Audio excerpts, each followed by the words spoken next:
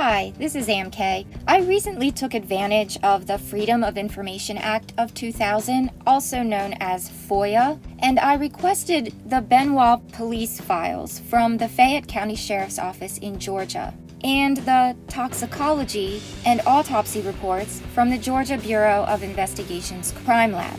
And I was so surprised to find that my understanding of what happened the weekend of June 22nd, 23rd, and 24th of 2007 was wrong on so many levels and didn't really align with what was in the actual police files. So I started a YouTube channel and I began making videos covering the police files word for word. You can find a playlist to my more detailed Benoit videos in the description box below. I haven't gone through the entirety of the police files yet, so I'm sure that there's more surprising things that I will find. But since June 22nd, 23rd, and 24th of this year marks 15 years since we lost Daniel, Nancy, and Chris Benoit, I decided to take a break from the deep dive, do something different. So here are my top 10 surprising takeaways from the official police files so far.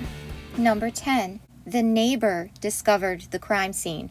According to police reports, when officers arrived at the Benoit home for the welfare check on Monday, June 25, 2007, they were confronted with two aggressive German shepherds and an electric gate at the front of the residence. Police were unable to reach anyone in the home via the call box outside the electric gate, and they were instructed by dispatchers to contact the neighbor, Holly Schrepfer, as Dennis Fagan from the WWE had indicated that this specific neighbor might know the gate entry code and would be able to assist with the dogs. Police contacted the neighbor and instructed her to only kennel the dogs and then exit the residence. However, according to Holly Schrepfer's own statement, she kenneled the dogs and then proceeded to wander through the home, calling out to Nancy and Daniel. She went directly to Daniel's upstairs room and found him on his bed, face down, deceased, and discolored. And the neighbor Holly Schrepfer says that after that, she made her way to a bonus room over the garage where Nancy Benoit normally watches television, which is where she found Nancy Benoit lying on the floor, and that it appeared that Nancy had been strangled. And all of this happened while the police were waiting outside.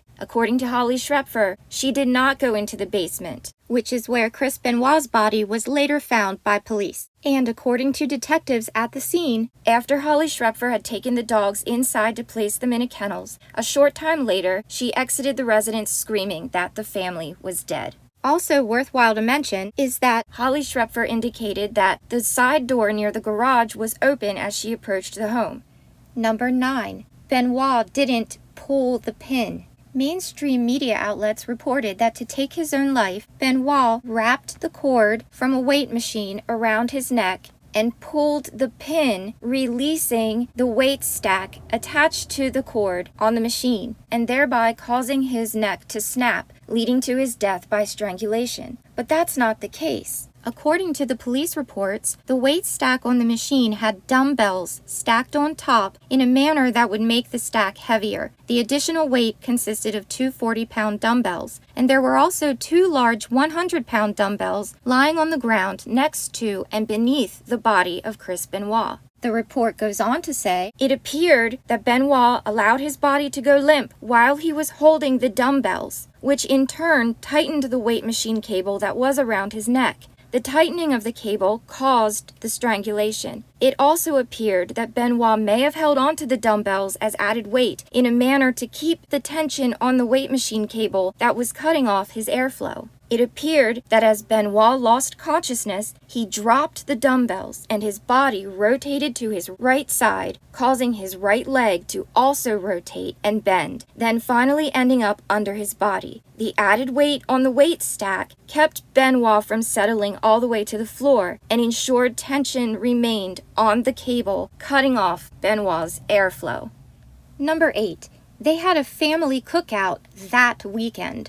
According to the residential phone information in the police reports, The Benoits had their pool cleaned by Patrick Sterling, an employee of AquaPro, on that Friday, June 22nd of 2007. Patrick Sterling says he called the residence between 4:30 p.m. and 5:30 p.m., and at that time he spoke with Nancy Benoit. Patrick Sterling advised he arrived at the Benoit home approximately 30 minutes after his phone call. Sterling stated he observed Chris Benoit and his son Daniel Benoit outside cooking on their grill. Sterling advised he did not see Nancy Benoit while at the home. Andrew Webb, a helper that was with Patrick Sterling, stated that Chris Benoit and Daniel were dressed in their swimming trunks, and it appeared they had been swimming. Webb stated he also saw Benoit and Daniel cooking on the stainless grill on the back deck before they left the home. Now, even though Nancy wasn't seen at the home, we know that Nancy was still alive at this time because we have the receipt that proves that Nancy was shopping at the Publix grocery store in East Peachtree City that day on June 22nd, 2007 at 5:19 p.m. And on the receipt, we can see that she purchased items that are consistent with them having a cookout. Number 7. Nancy bought the alcohol.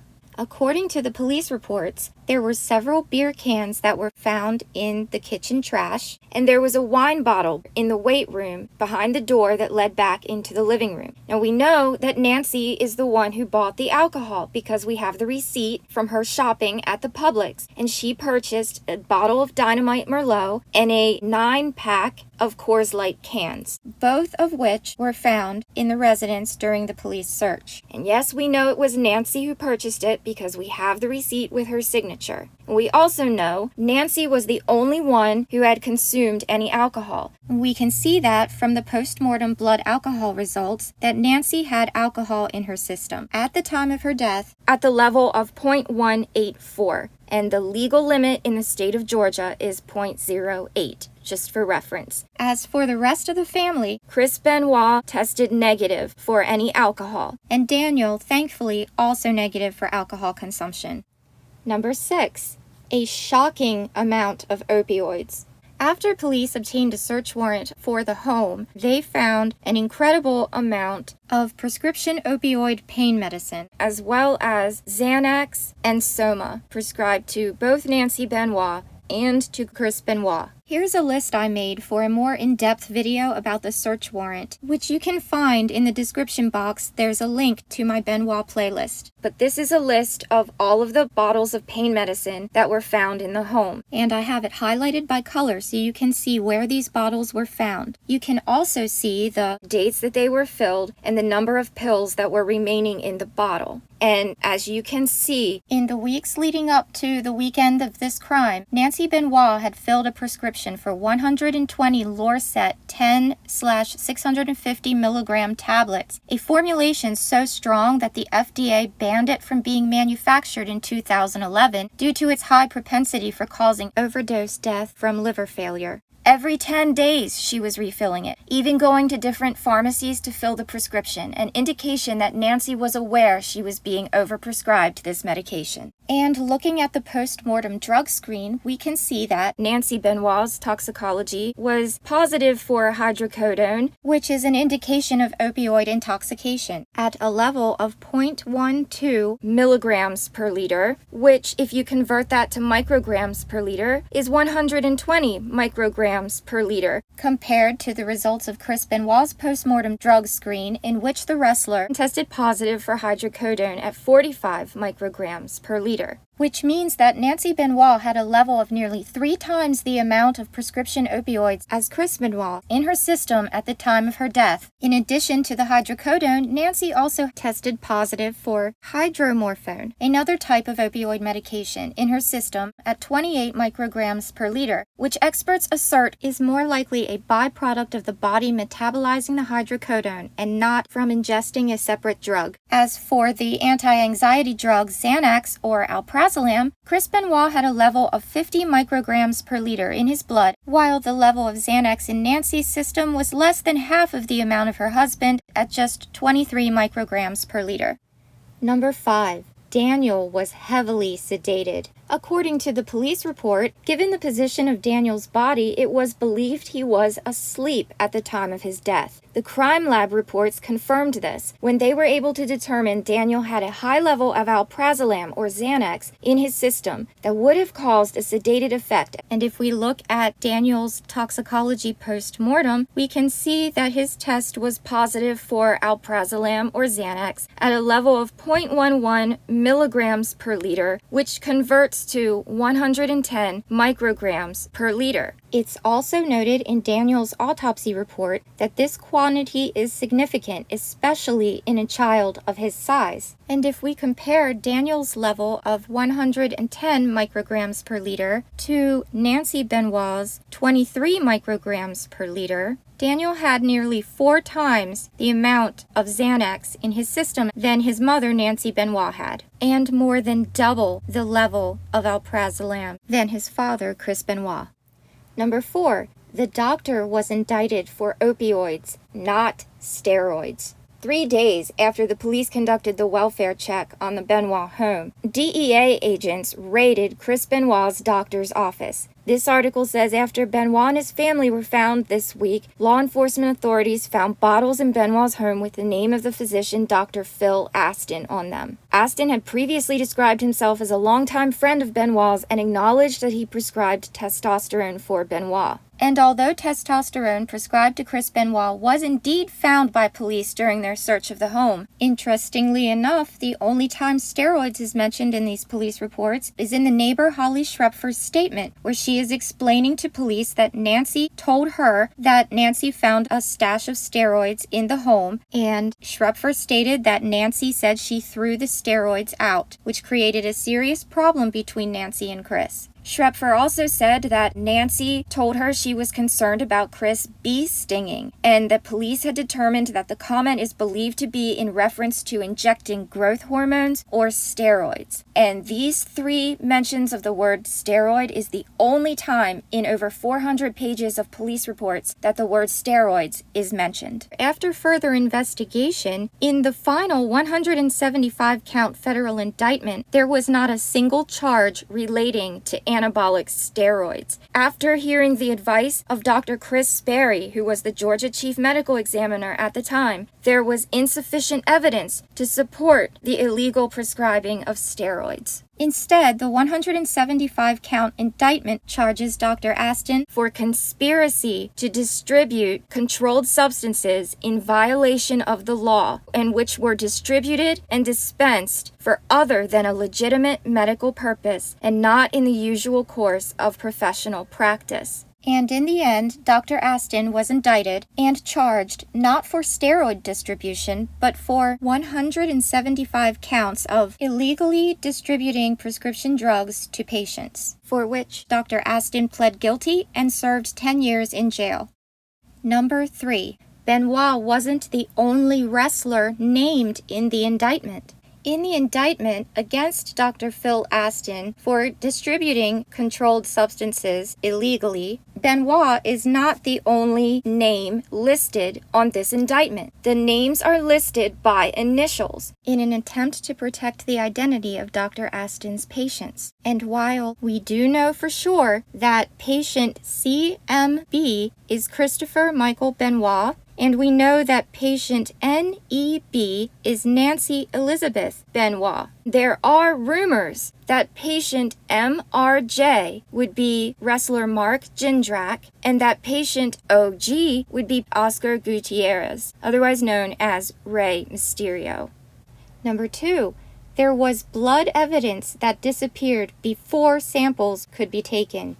While investigators were removing the body of Chris Benoit from the home to be transported to the Georgia Bureau of Investigation's crime lab for autopsy, Lieutenant Powell observed 2 small areas of what appeared to be dried blood on the body of Chris Benoit. The first area was on the bridge of Chris Benoit's nose. The second area was in the nail bed of Chris Benoit's right index finger. Lieutenant Powell, however, made the decision to transport the bodies prior to collecting samples of the suspected dried blood, and Lieutenant Powell made this decision as it had been his experience to transport bodies as is to the crime lab, and stated that it was his intention to collect the samples during the autopsy. Unfortunately, at the crime lab, Chris's body was removed from the bag that was used during transport, and Lieutenant Powell was unable to locate the small areas of suspected blood and therefore unable to collect samples.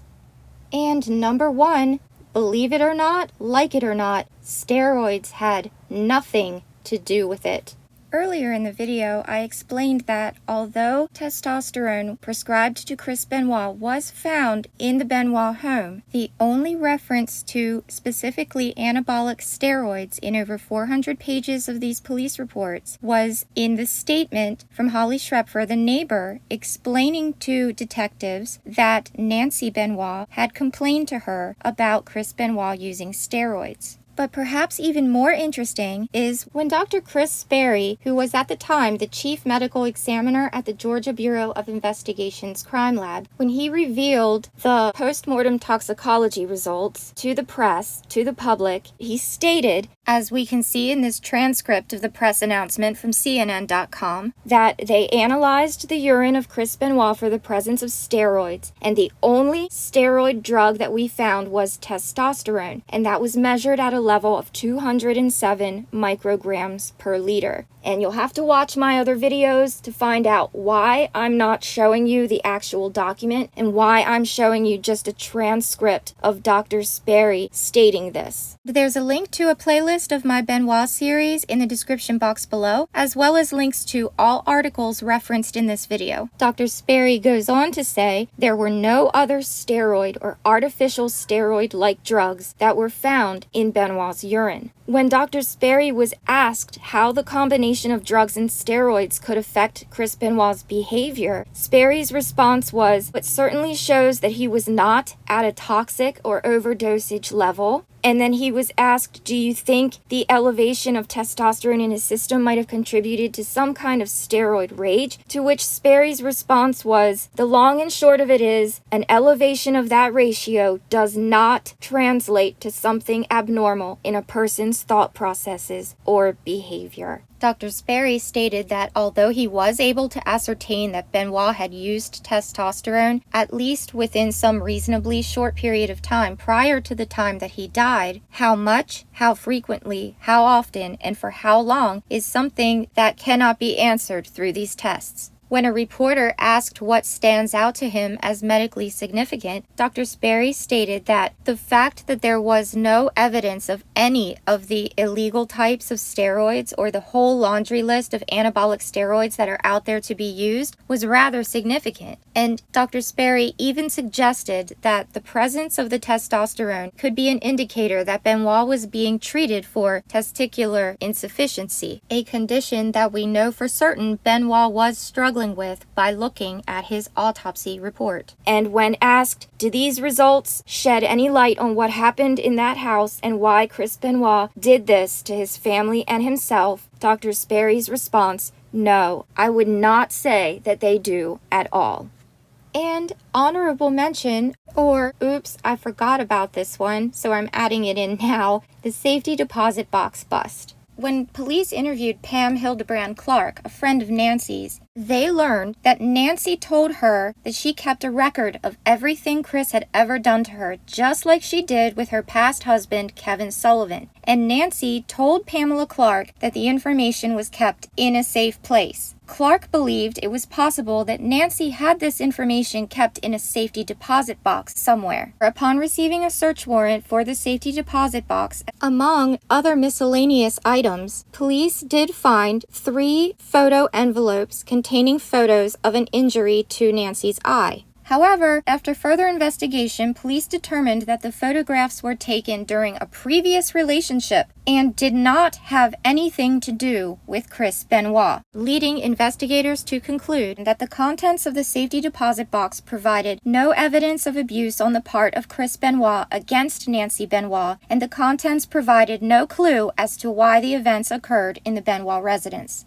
And that is my list of top 10 surprising takeaways from the actual Chris Benoit Police Files. Now, before you comment about Benoit's brain being so messed up, remember I said this was my top 10 list so far. I just want you to know I am aware of that. I do have in the police files the investigation and the study into Benoit's brain. I just haven't gotten to the point where I break that part down for a video in my series. That's why nothing about that was mentioned in this top 10 list. So you can save the lecture. I'm aware of it. I'm not ignoring it. I just haven't gotten to that point yet in my deep dive. If you are interested in knowing more, make sure you subscribe because I have more videos coming. If you like what you see here and would like to support my channel, you'll find a link in the description box below to my Cash App, followed by a video with very simple instructions for how to donate.